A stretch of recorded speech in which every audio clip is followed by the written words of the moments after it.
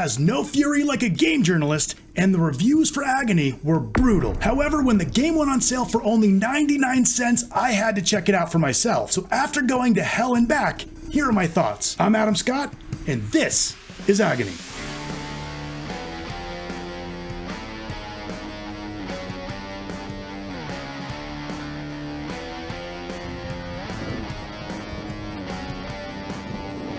I was so intrigued after seeing the original teaser trailer for Agony back in 2016.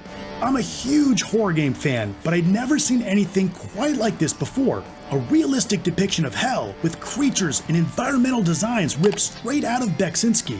This came out just a few years after PT, and the sting of that loss was still fresh. It seemed like we were finally going to experience a new generation of horror. But once the game came out, it's fair to say the reviews weren't exactly kind. Yahtzee literally called the game big undisciplined bucket of liquidized offal of a game. What he said. Needless to say, my enthusiasm cooled off a bit, but curiosity can be a powerful thing. And seeing I could pay for Agony using change I found in my couch, it was hard to pass up. As I prepared myself for whatever horrors awaited, I wanted to answer 3 questions. Is the game scary? Were the reviews fair? And is Agony worth a buck? Agony is a first-person dark fantasy horror game set in hell. You're a nameless, tormented soul without any memories of your past. All you know is you want to escape to the land of the living, and to do so, you have to seek out the Red Goddess. This is a hide-and-seek style horror game where you're mostly unarmed, which means you need to avoid demons and other creatures stalking you throughout the levels rather than try to fight them. One of the main mechanics is the ability to send your spirit from your body to possess others. This can help with some traversal puzzles, but is mostly a way to prevent dying. Yeah, I know you're already dead, you're in hell after all, but just go with it. As you roam the levels, you'll come across Martyrs. These soulless husks are usually too consumed with their own pain to pay much attention to you, but some will attack you, albeit with limited success. As you progress, you'll want to remove the sack from the heads of any martyrs you run across. This way they'll be available for possession later. This mechanic isn't outright told to you. Like much of the game, you'll have to figure it out on your own. Whenever you're killed, your spirit leaves your body and has a limited time to search the environment for a new host to possess. If you succeed, you'll have a fresh, new, decrepit, and nasty body, run out of time, and you're sent back to the most recent checkpoint. Now the checkpoints are these large mirrors covered in arms and a decapitated skull. You have to activate these mirrors to register as a checkpoint. Their spacing is pretty inconsistent, so at times I lost 4 minutes or so of progress, and others I lost over 20. In addition to hiding from enemies and possessing others, you'll navigate the confusing and twisting levels to find the path forward, always in search of your ultimate goal. Often you'll have multiple objectives that crisscross you around the map, usually in areas patrolled by demons. Torches are an essential tool for a number of things. They light your way in otherwise nearly pitch black environments, burn away barriers that block your path, scare away smaller enemies, and eventually can be used to fight medium enemies. But there's a downside. Torches will attract demons. Once they see your torch, you're pretty much done for. As you explore, there are traps to avoid, simple puzzles to complete, and secrets and collectibles to collect. You can find forbidden fruit that I have to blur, which you use to upgrade your stats, health, stamina, lung capacity, and more. The anatomical, expressive fruit is only part of the broader environment and visual design. You're constantly bombarded with depictions of pleasure and pain mixed in a blender. So is Agony scary? Well, I'd say it is, but it could have been much scarier. First off, whether you're religious or not, the concept of hell is hellish. Just the idea of an eternity of pain and punishment is awful. The use of sexual and anatomical imagery definitely creates a sense of intimate vulnerability.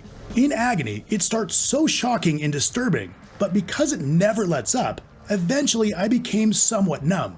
You can only see so many dismembered corpses, naked demons, and bloody viscera before you get desensitized.